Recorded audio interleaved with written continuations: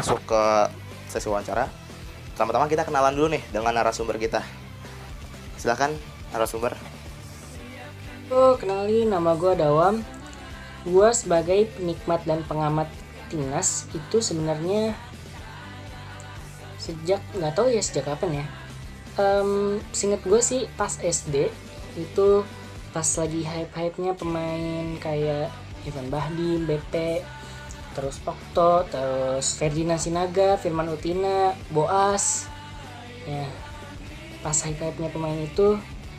Nah, tapi setelah itu gue sempet off dari dunia bola, dunia sepak bola Indonesia, dunia sepak bola dunia juga. Dan gue gak ngikutin berita apa-apa sampai akhirnya tahun 2019 kemarin ya, gue comeback dan baru menerima berita-berita baru lagi. Berarti ya anggap aja gue masih fresh lah ya. Nah, udah pada tahu kan siapa narasumbernya dan sejak kapan dia menjadi penggemar timnas, pengamat timnas.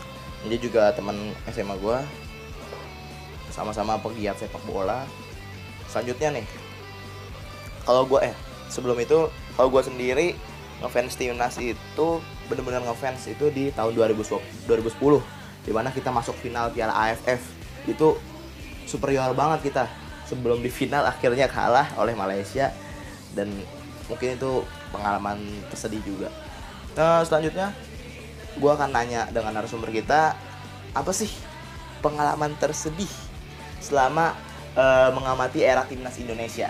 Langsung aja, silakan. Pengalaman tersedih gue itu pas SEA Games 2011, SEA Games Jakarta Palembang, dan itu final adu penalti melawan Malaysia. Gue inget banget, Malaysia itu pemain yang paling gue takutin itu kiper Malaysia, Hairul Fahmi.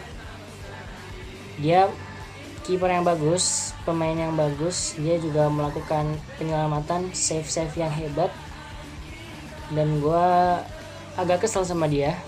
Dan akhirnya juga di drama adu penalti Malaysia versus Indonesia ini, akhirnya Indonesia kalah dan gagal mendapatkan emas. Menurut gue itu final dan itu adu penalti, itu menurut gue dibutuhkan langkah yang kecil sebenarnya ya, biar bisa dapat emas. Cuman Indonesia tuh gagal mendapatkan itu, dan ketika itu gue inget banget, gue nontonnya waktu itu cuma di TV sih, tapi gue gak pernah lupa sama rasa sedih gue ketika timnas Indonesia kalah melawan Malaysia waktu itu. Dan sampai sekarang, itu 9 tahun yang lalu, gue gak lupa sama perasaan itu. Yes, kayak gitu sih. Pengalaman tersedih dari pengamat timnas Dawam. Nah, lu sendiri semua pasti punya cerita kan sedihnya gimana timnas kita waktu kalah atau tersingkir dari suatu ajang. Kalau gue sendiri ya pengalaman tersedih yang tadi di Piala Dunia bukan Piala Dunia, kapan Indonesia masuk Piala Dunia, bukan Piala Dunia, di AFF 2010. Kita udah superior di babak grup, bahkan udah mengalahkan Malaysia dengan skor telak 5-1 kok nggak salah, berapa ya, pokoknya besar deh. Dan tapi malah di final dibantai di Bukit Jalil dan di GBK.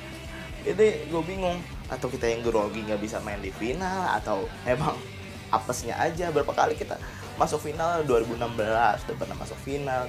Gue harap di 2020 ini dengan kekuatan baru yang diusung oleh Coach Shin atau siapa nanti pelatihnya, Indonesia bisa juara lah untuk pertama kali di AFF, karena itu gengsi tersendiri loh di AFF itu.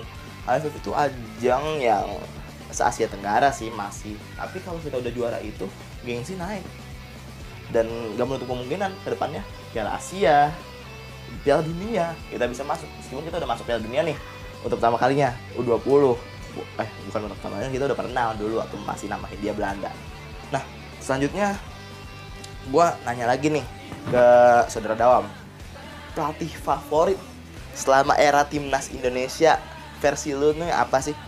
Siapa yang paling favorit? Entah gaya bermainnya kenapa, atau dia orangnya gimana, itulah gue tanya. Favorit buat gue, pelatih favorit asing Coach Luis Milla, pelatih favorit lokalnya Coach Rahmat Darmawan ya.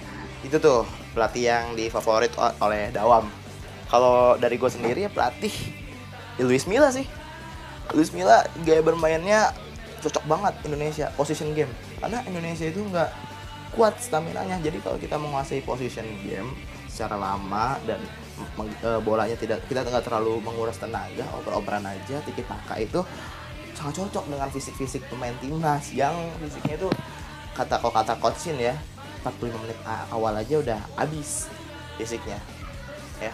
Menurut gue Luis Milla masih menjadi yang the best sampai saat ini, meskipun nggak nganterin kita kemana-mana ya, tapi ya bagus aja pola permainan, secara prestasi ya tentunya Coach Alfred berapa kali dia masukin kita ke Piala Dunia, final Piala AFF. Coach Alfred menurut gue dengan taktiknya yang seperti itu, taktiknya itu sangat taktis, sedikit tapi masuk gol dan masuk final. Itu yang gue, bahkan dengan persiapan yang sangat minim aja di 2016 Coach Alfred mampu membawa Indonesia masuk ke final Piala AFF. Itu keren. Nah selanjutnya nih gue nanya lagi nih ke Saudara Dawam. Sekarang kan timnas eranya Sintayong, gimana tanggapan lu tentang pola permainan dan gaya berlatihnya Sintayong? Gimana ya menurut gue tentang Coach Shin? Sebenarnya gini, awalnya gue pun suka sama Coach Shin. Gue pikir itu Coach Shin itu pelatih yang udah cocok nih buat timnas Indonesia. Kenapa? Karena Coach Shin itu dari awal kontrak dengan timnas dia selalu ngebahas fisik. Ya, menurut gue itu cocoknya. Kenapa? Karena fisik atlet Asia sebenarnya masih kalah dengan fisik atlet di benua Eropa ya. Makanya terutama di Indonesia ini gue pikir sih Indonesia masih butuh difokusin lagi fisiknya, dan Coach Shin pun juga fokus ke fisik. Menurut gue itu udah cocok, apalagi untuk proto Piala Dunia nanti ya. Indonesia butuh banget fisik yang kuat, tapi belakangan ini Coach Shin malah berbuat yang bikin kita akhirnya heran sama Coach Shin. Ya akhirnya gue juga ragu sih sebenarnya sama Coach Shin, dan gue agak kecewa sama Coach Shin. Itu sayang banget sih menurut gue sih. Tapi kalau Sintayong ini belum terlalu terlihat, tapi untuk prinsipnya dengan pola makan yang dibatasi, dengan pola tidur yang dibatasi ya, meskipun cuma beberapa kemarin waktu TC aja, tapi menurut gue dia memang kelas dunia lah, karena memang udah pernah melatih Korea Selatan di Piala Dunia, bahkan mengalahkan tim sekuat Jerman. Itu prestasi yang baik ya, sudah cukup baik. Tapi tetap aja kita perlu pembuktian dia di mana? Di kualifikasi Piala Dunia yang sebentar lagi, di AFF Suzuki Cup yang sebentar lagi. Nah itulah pembuktian dia. Tapi kalau sekarang kasusnya begini, dia tidak ingin balik kembali Indonesia untuk training center, ya udah terpaksa yang mengganti ya kan. Kalau nggak diganti, kita nanti akhirnya kayak Luis Milla dan masa peralihan Luis Milla dan Bima Sakti itu sangat dadakan. Apa akhirnya Bima Sakti yang dipilih, padahal ada Indra Syafri, ada Fahri Husaini yang jauh levelnya di atas di atas Bima Sakti ya. Nah itu menurut gua harus disiapkan dari sekarang, cepat nama-namanya. Kalaupun Coach Shin tidak ingin kembali ke Indonesia, kalau dia mau ya kita percayakan pada Coach Shin. Setidaknya sampai AFF Suzuki Cup ya, bagaimana dia mengelola timnas Indonesia. Ada isu keretakan PSSI dan Sintayong. Gimana sih tanggapan lu, Saudara Dawam sebagai pengamat timnas gitu kan? Langsung aja. Untuk masalah isu keretakan hubungan PSSI dengan Coach Shin, gue gak bakal berkomentar banyak. Gue ngikutin keputusan PSSI, apapun yang terjadi gue mendukung keputusan 100% keputusan PSSI. Walaupun rumornya juga Coach Shin bakalan dipecat ya. Aduh, menurut gue itu sayang banget ya. Kenapa? Karena Coach Shin kan juga baru kurang lebih 1 bulan di timnas. Menurut gue masih banyak yang sebenarnya bisa dibuktiin sama Coach Shin. Jadi kalau bisa sih jangan dipecat dulu. Nah tapi ya gue juga nggak tahu ya untuk kebaikan bersama kayak gimana.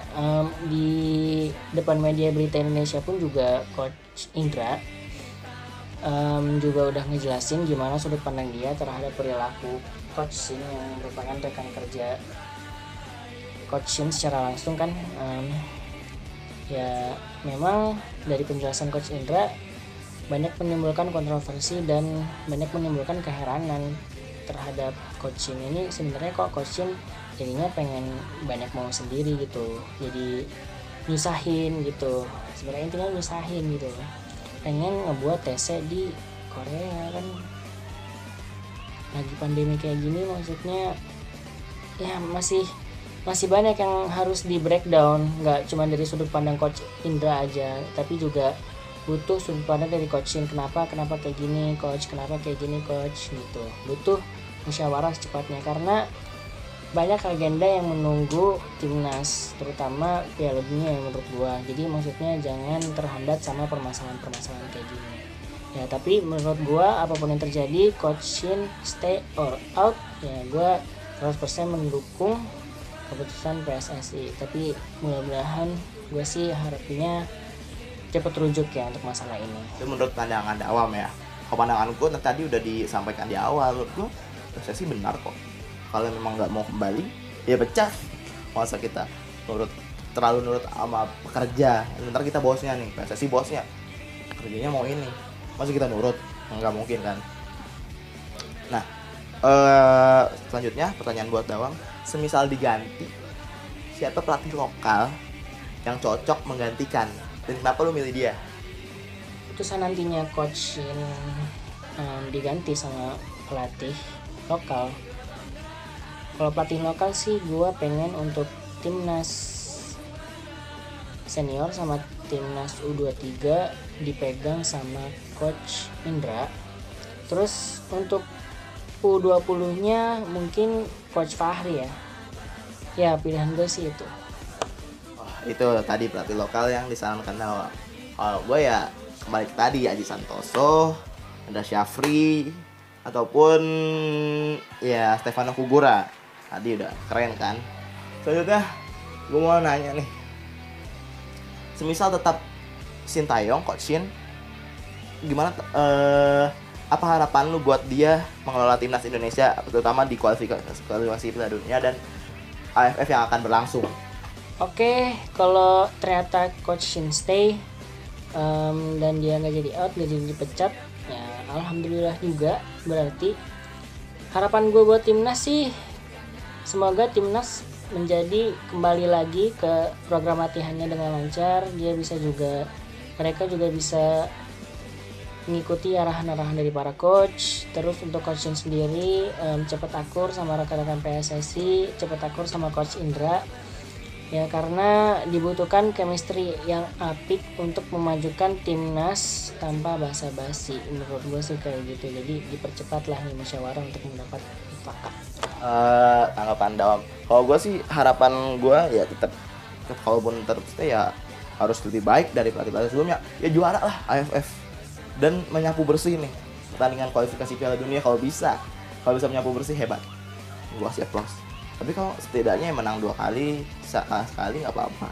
Yang paling penting tuh yang kita inginkan, seluruh pecinta sepak bola Indonesia inginkan itu adalah juara AFF 2020. Itu harus. Coach Shin, dengerin ya. Kalau nggak juara, sama aja dong. Kayak Coach Alfred kan, sama aja dong. Kayak coach biasa tuh, Aji Santoso dulu pernah nggak juara juga. Sama aja, ngapain kita bayar mahal-mahal, ya kan? Juara dong, harapan kita juara. Emang terlihat pengen instan, tapi memang ya AFF ini ya ajang yang nggak terlalu besar. Kita berharap di situ ya harusnya bisa Coach Shin gitu. Lu sendiri Wam, lu tim Coach Shin stay atau out nih?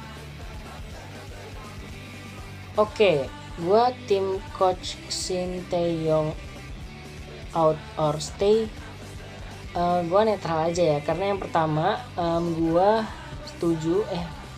seneng banget sama kedatangan Coach Shin Tae-yong. Terus yang kedua, gue bilang gue sih mengikuti dan mendukung 100% keputusan PSSI. Nah kan kalau keputusan PSSI ini ternyata out, ya udah gue harus ngikutin. Makanya gue netral aja sih, karena memaksakan Coach Shin untuk stay sih juga belum tentu baik untuk timnas, belum tentu juga baik untuk Coach Shin Tae-yong sendiri. Jadi gue netral aja. Gue berharap yang terbaik untuk timnas, PSSI, dan Coach STY sendiri. Kalau gue sih tim stay ya, karena emang programnya kan lagi berjalan. Tapi kalau emang kasusnya kayak tadi ya out aja lah. Kita nggak butuh pekerja yang males-malesan. Bukan males-malesan sih, nggak mau disuruh, nggak mau diatur oleh tim federasi. Pertanyaan terakhir tentang timnas nih. menurut lo apa sih yang kurang dari timnas kita sekarang? Apa yang harus diperbaiki gitu sehingga timnas kita bisa juara minimal di AFF? Ini pesan buat Sintay nih, kalau gue bisa nyampein ke Sintay, gue bakal sampein. Sayangnya gue nggak bisa, gue juga lulus SMA. Gue sih rencana mau ambil kursus kepelatihan nanti, insya Allah ya, doain aja.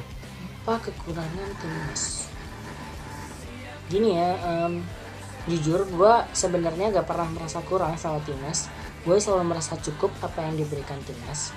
Tapi ada satu hal yang menurut gue sangat amat disayangkan, yaitu munculnya dari kita sendiri.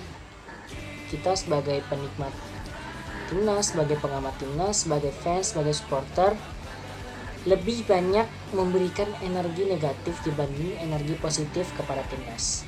Gini, maksud gue contohnya adalah kritik timnas di sosmed, terus nuntut timnas untuk menang, nuntut timnas untuk juara, kalau gak juara dihujat, kalau gak juara dikritik, kalau kalah gak menang dikata-katain di sosmed. Nah terus selalu menuntut dan gak pernah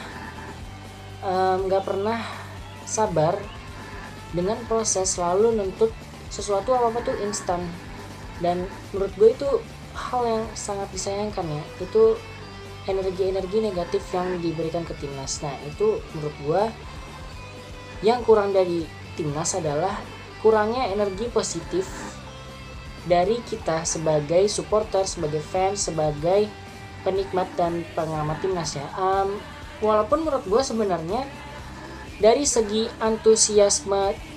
antusiasme supporter itu kita gak pernah turun ya, selalu antusias ya kita, apapun sikonnya kita tuh selalu antusias. Tapi ya itu dia, sekarang tuh lebih banyak energi negatif yang diberikan kepada timnas, dan menurut gue itu hal yang sangat amat disayangkan. Yang kurang dari timnas menurut lo? Oh, menurut gue sih ya balik lagi ke stamina harus ditingkatkan, pengelolaan usia muda, bakat-bakat usia muda, pencarian bakat sampai ke pelosok-pelosok tuh harus dicari, karena bakat Indonesia tuh nggak cuma tersebar di Pulau Jawa, Papua itu melimpah, Sulawesi, Kalimantan, Sumatera, semua pulau di Indonesia itu melimpah banyak bakat-bakat sepak bola, karena kita emang ya dari kecil udah bermain bola di jalanan, di lumpur tuh sering, nggak boleh di sana, lagi di Papua sana, Maluku sana bermain bola terus.